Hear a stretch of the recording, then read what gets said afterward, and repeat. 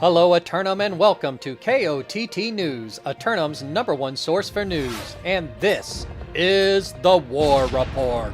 Dynamic change in the history of Eternum last night as Great House Primordus Rise captures the crown and the kingdom of the Western Monarch's Bluff. KOTT News were late on the scene and were unable to get official reactions from Primordus leadership. However, city officials have already begun the process of preparing an arcane blessing for the denizens of Pridewind. No breaches last night as the all-volunteer invasion response squad holds the line on all 4 fronts. But it's not over yet, as the call for aid will come again tonight as Isabella's armies come marching down from the mountains once more. 4 roster submissions for Simulated Fantasy Combat Resolution tonight, brought to you by LARPco. Remember, if it isn't LARPco, it's cardboard. Tonight, the Zealots of Town Project attack the syndicate members of JDB's Kitchen for control of the recently settled region of Eden Grove. Town Project makes a pilgrimage to the garden and sets up an assault camp intent on taking the temperate region for themselves. But JDB's Kitchen doesn't like giving away landholdings, and despite the Double Declare splitting their forces over 2 fronts, they have a plan to win. Meanwhile, the Covenant converts of Witchers challenge the champs of JDB's Kitchen for their heavyweight title and the right to rule over Everfall.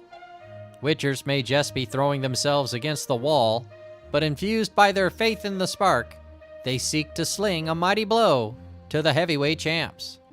Every hold from this point forward extends the champs' already impressive never-fall streak. A hold tonight will make it 15 straight for the undisputed champs. Also, the syndicate members of Tropical assail the Covenant converts of Kuda's Cafe for control of the highly unstable Restless Shore. Tropical, putting themselves into a double offensive tonight, have the luxury of choosing how to set up their rosters to maximize their opportunities.